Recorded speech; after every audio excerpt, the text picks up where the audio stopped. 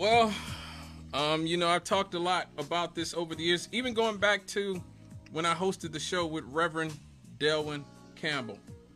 Our geniuses are leaving us. Our geniuses are leaving us seemingly en masse. I mean, we just lost Frankie Beverly. We just lost Quincy Jones. We just lost Sly Stone. We just lost Roberta Flack. And this is just the last few years.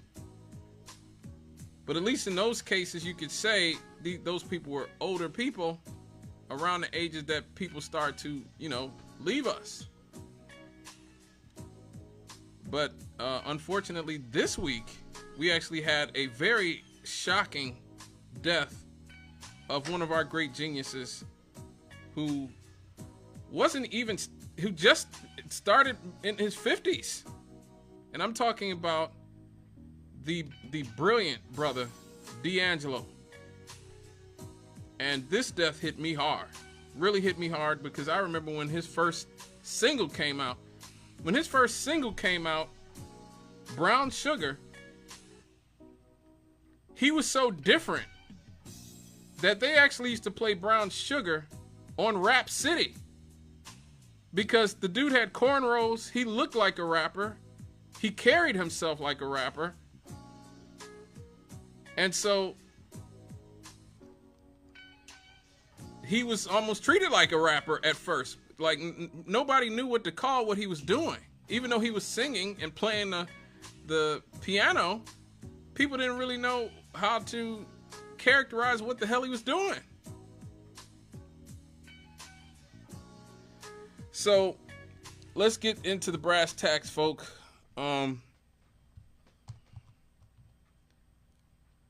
Michael Eugene Archer, better known as D'Angelo, died from pancreatic cancer. Pancreatic cancer. That's so random. In New York City on October the 14th, 2025. The brother was only 51 years old. 51. He had been working on his fourth album with another one of our geniuses that, we paid tribute to here on this show, and which I always talk about why it's so important to do things like the musical spotlight. We have to pay tribute to these people while they're still alive.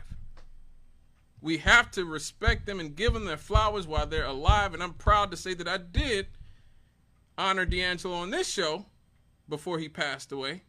He's actually been one of our musical spotlights within the last few years. And I'm happy to say that because I'm glad I can say I didn't wait till he died to pay tribute to him.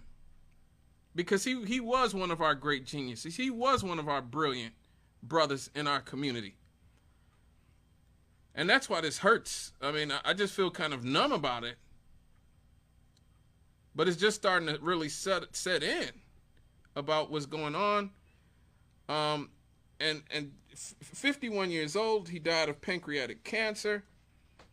A family member has said that he was in hospice for weeks and had been hospitalized for months.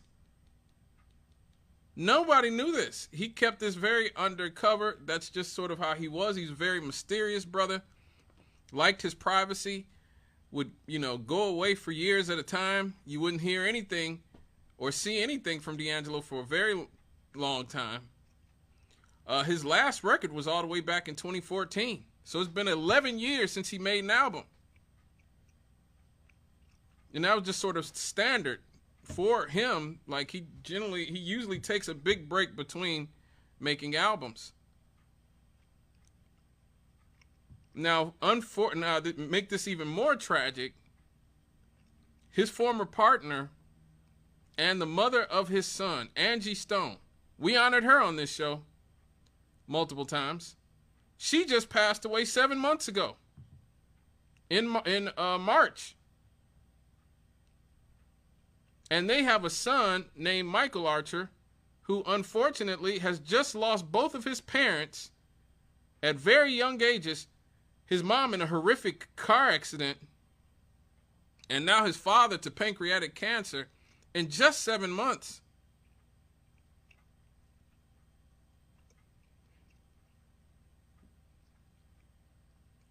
So I'm definitely calling for us as a community to put our hands together and pray.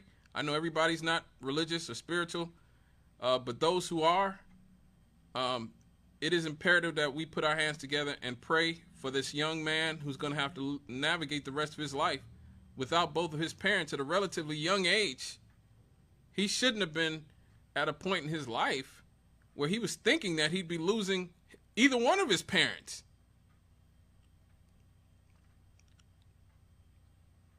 They're both middle-aged people. They both should have been around for another 20, 30 years at least. And now he's lost them both in 7 months. So we definitely, as a community, have to put our hands on D'Angelo and Angie Stone's son. I believe his name is Michael. You know, give all of our thoughts and prayers to him and their families.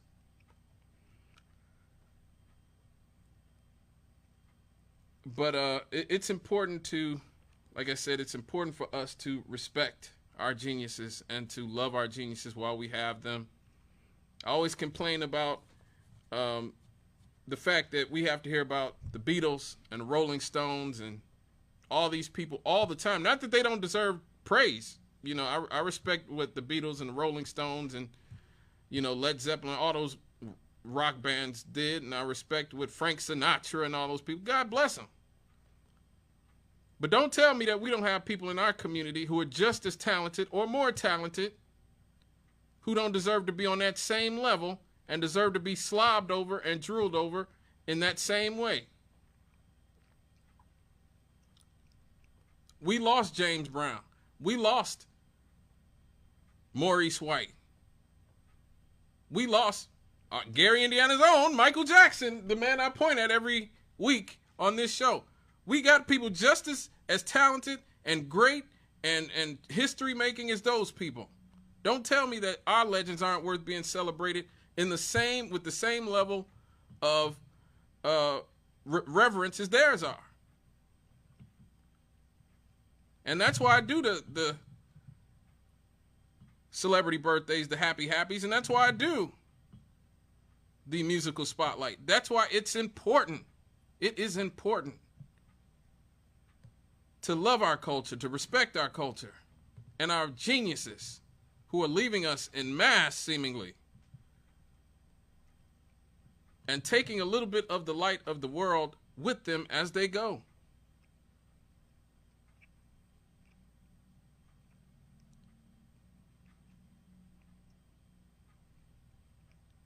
And so, where did this genius come from this brother?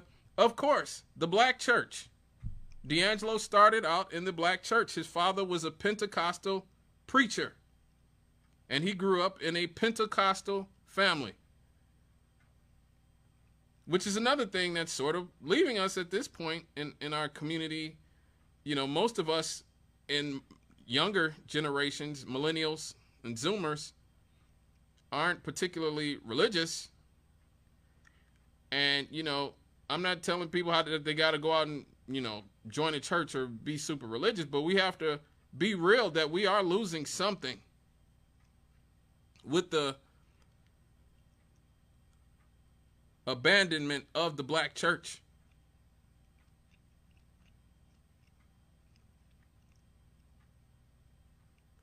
Because this is where our geniuses like D'Angelo come from. They come from the black church. That's where he came from. He was 3 years old when he was spotted by his 10-year-old brother playing the house piano. 3 years old playing the piano. That's not no coincidence. That's God.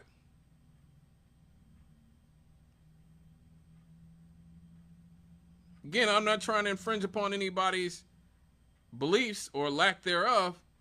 But again, if something keeps happening over and over again and we see it, then at a certain point, I can't help but recognize the pattern. Whitney Houston, Aretha Franklin, D'Angelo, all of these people, Luther Vandross, all of our great singers, Marvin Gaye, you know, all of them came from the church, the black church.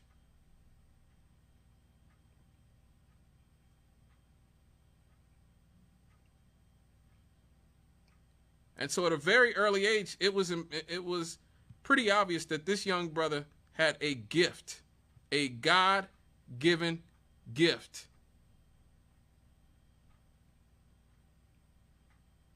Three years old.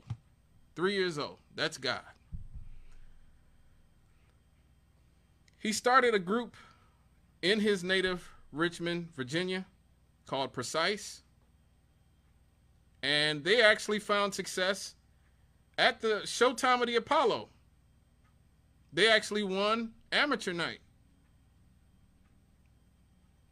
And so at this point, he's 18 years old. He drops out of high school and he moves to New York City in an attempt to develop his music career. His first hit that he wrote was co-writing and co-producing the single "You Will Know" by the R&B supergroup Black Men United in 1994, and which is another song I remember very well. I had no idea D'Angelo had written it and produced it at 18 years old, though. That's incredible. And that's how we get to his record deal, and he debuts with Brown Sugar in 1995, just a year later, which was certified platinum by the Recording Industry of America and received a lot of widespread acclaim for the title track, Brown Sugar, and his cover of Cruisin' by Smokey Robinson, which is another classic song, and Lady, which you can hear every day, played all over the R&B and soul stations to this day regularly. And, you know, like I said, at this point, we're getting to the point where there's people I remember personally growing up are passing away. And so I remember the entirety of D'Angelo's career. I'm old enough to have, you know, remembered his entire career. And like I was saying at the top of the show, he was so different that he wasn't even really being considered a soul artist. Even though he was singing, even though he's playing the piano, even though what he was doing was obviously out of the vein of Stevie Wonder and people like Donny Hathaway. Because he had the cornrows, because he had the baggy jeans, because he looked like a thug in people's mind, they stuck him on Rap City. And that's the first time I ever saw D'Angelo. I remember turning on Rap City, which used to rule my life back in the mid-90s. And I'd go, wait, who is this? What is this dude doing? Like, who is this dude? What is he doing? I keep waiting for him to rap, and this man is, you know, singing. But we didn't have a word for it yet. He came before the term neo-soul, a term he hated, by the way. He hated the term neo-soul. But he actually came before the term neo-soul, before we had a way to characterize him, Erykah Badu, Jill Scott, The Roots, Common, this sort of group of young artists in the 90s who were taking a lot of their cues from the music of the 70s. We didn't have a word for them yet. And so people just put him on Rap City because they didn't know what to do with him. They stuck him with hip-hop. Even though what he was doing was an attitude. He had a hip-hop attitude. He had a hip-hop way of presenting himself, his dress. But he was a singer. He was an R&B singer. He was a soul singer. As he liked to call it, I just do black music. That's what he always said. He said, I'm just doing black music, man. And it was actually his first album, Brown Sugar, that started the whole neo-soul revolution, which is the most important movement in soul music of the past 30 years.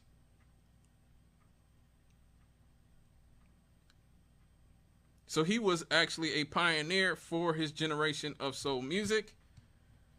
His next album is when he became a superstar. The album Voodoo debuted at #1 on the US Billboard 200. And of course, this record is considered one of the greatest albums of all time, and rightfully so. It is a brilliant record. Its lead single, untitled, How Does It Feel? This man, this man became the sex symbol of all sex symbols, because this man took his shirt off and looked like he might not have had any pants on either. And that's the whole video, is him singing with his shirt off.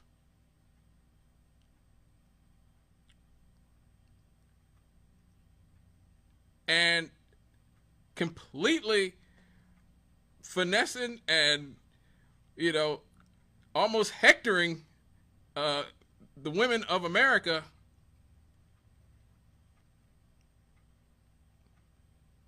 into submission with his vocals, with his brilliant vocals and his abs, to the point where, you know, there were parodies of the untitled How Does It Feel video everywhere. It was a genuine pop culture phenomenon in 2000, 2001, and all of us dudes was hating, like, because we didn't have abs like that. I'm just going to be real. It's not possible for people like me. I'm sorry.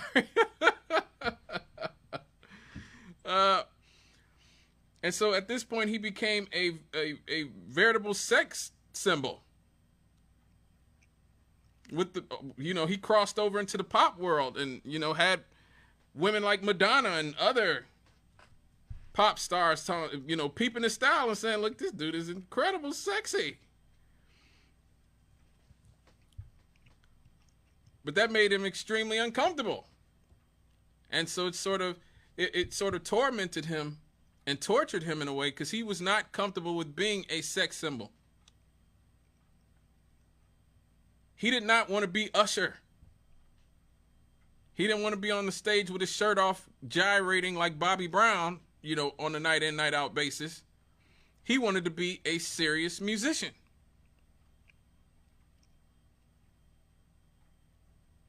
And so this really threw him for a loop. A lot of times he would just walk off stage because he felt like the audience was being disrespectful by catcalling him and you know, being very lewd and crude with the way that they were treating him and approaching him.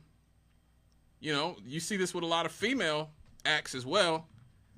You know, they sort of dip their toe into the sexy way of presenting themselves, and a lot of them end up regretting it, because now they've become completely fetishized, sexualized, and, you know, in some ways dehumanized. And that's how he felt. And so he ended up disappearing for the next decade and some change. Afterwards, there were rumors that he had issues with alcohol and drug abuse. I don't know about that. I don't think really that's any of my business. I don't really care. But it is important to state that he did struggle with a lot of the newfound fame that he had, because he felt like he had been dehumanized by much of his audience, because he just wanted to make music.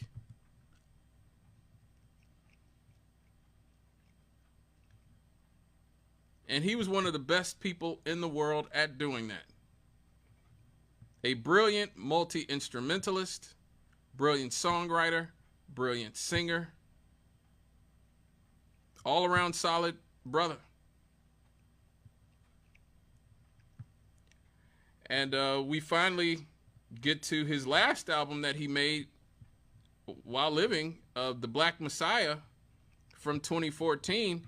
He hadn't made a record in 14 years at this point, and he comes right back in the middle of the Black Lives Matter protests, in the middle of this sort of new awakening in black consciousness, post-Trayvon Martin, post-Obama, and he drops Black Messiah, which was another brilliant record that was critically acclaimed, topped year-end polls of Paz and Jop, which is the most prominent critics poll. That record topped that.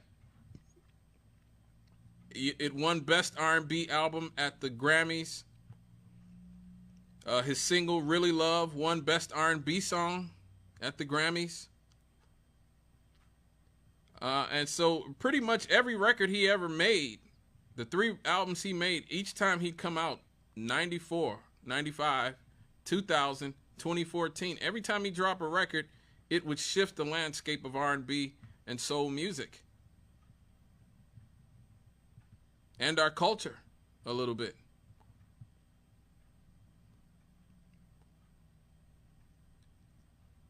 And so that it's important to recognize that Billboard has named him one of the greatest R&B artists of all time. And Rolling Stone magazine named him one of the 200 greatest singers of all time at number 75. But mostly, I think it's best to just let D'Angelo do what he did best and show you why he was such a brilliant brother. And so while we go to a break, we're gonna listen to "How Does It Feel," untitled "How Does It Feel," the song that made this man an absolute superstar. We'll be right back after these.